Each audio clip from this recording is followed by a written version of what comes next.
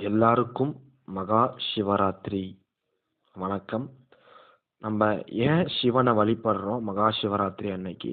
உண்மையான மகா சிவராத்திரியோடைய விளக்கம் என்னன்றத தெளிவா இந்த வீடியோல நம்ம பார்க்க போறோம்.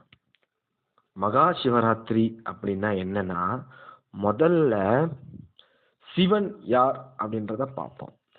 5 பஞ்ச பூதங்களை குறிக்கிறதா சிவனுடைய தாற்பயம்.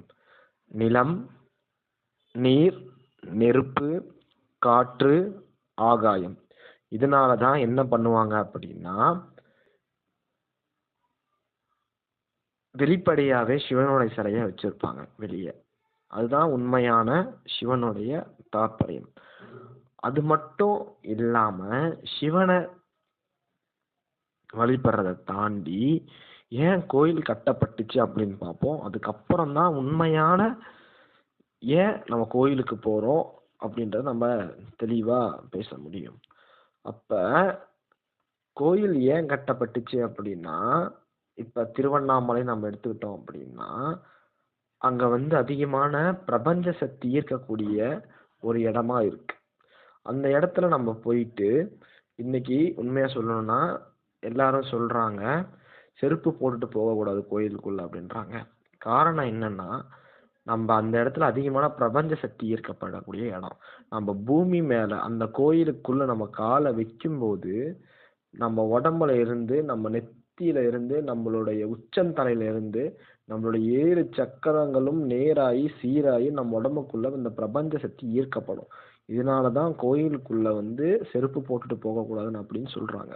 அது மட்டும் இல்லாம ஏன் கறி சாப்பிடக்கூடாதுன்னு ஒரு தாற்பயம் இருக்கு. கறி ஏன் சாப்பிடக்கூடாதுன்னா, நம்ம நம்ம உடம்புல இப்ப ஒரு புரியுதமா சொல்லணும்னா, இப்ப நம்ம காளான பொங்கல் சாப்பிடுறோம். அதுல நெய் கலக்கப்படுது.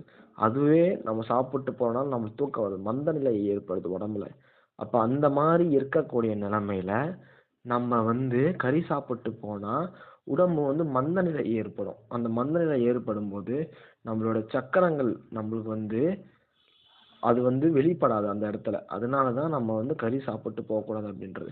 கறி மட்டும் இல்லை, வெஜ்ஜு கூட நம்ம இன்னைக்கு ஒரு விதை வாங்குறோம். அந்த விதையை திருப்பும் விதைச்சா விதையா தான் வரப்போகுது, திருப்பும் நெல்லா தான் வரப்போகுது. இங்க எல்லாத்துக்குமே உயிர் இருக்கு. உயிரற்ற பொருள்னு ஒண்ணுமே இல்லை. உயிரற்ற பொருளை நம்மளால சாப்பிடவே முடியாது. அதுதான் உண்மை. அதனாலதான் கோயிலுக்கு போகும்போது எதையுமே சாப்பிடாம வெறும் வயிற்றோட போகணும்னு சொல்றது.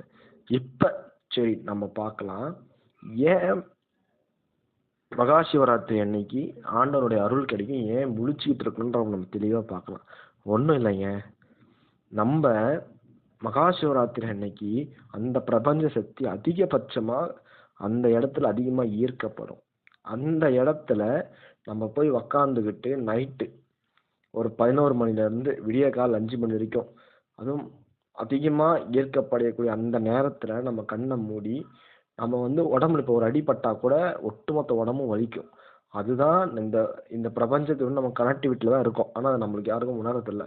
அப்ப இந்த மாதிரி இடத்துல தான் நம்ம என்ன பண்ணணும் அப்படின்னா, கண்ணை மூடி இந்த 7 சக்கரமும் நமக்குள்ளேயே இருக்கு, அது நம்மளுக்கு வெளிப்படுது அப்படின்றத நம்ம உணர்ந்து உக்காந்து அப்படியே தியானத்துல உக்காரணும். அப்ப ஆட்டோமேட்டிக்கா, ஆனா உடனே நடக்காது, கொஞ்சம் கொஞ்சமா அப்படியே மாறும். அந்த மன நிம்மதி கிடைக்கும். அதுக்கப்புறம் எல்லாமே நடக்க ஆரம்பிக்கும். இதனாலதான் நம்ம சிவன் எல்லாமே கொடுப்பார் அப்படின்றது. சிவன்ன்றதே ஒட்டுமொத்த பிரபஞ்சத்தையும் குறிக்கக்கூடியதுதான் சிவனுடைய தாற்பயம். அதனாலதான் சிவனை கண்ணை மூடி அமைதியா உட்காரு, உனக்கு அந்த இடத்துல அமைதியா இரு, உனக்கு எல்லாமே கிடைக்கும். அது மட்டும் இல்லாம சிவனை உண்மையா வழிபடுங்க. அதை விட்டுட்டு இன்னைக்கு யோகி சொல்லி போய் கோயம்புத்தூர்ல ஈசான்னு சொல்லி டான்ஸ் ஆடுறாங்க. அது மாயை.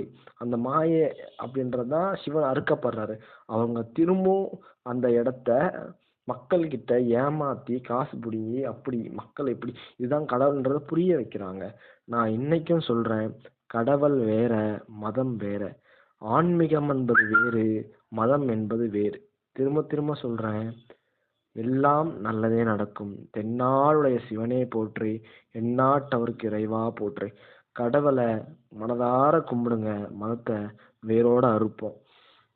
நன்றி, வணக்கம்.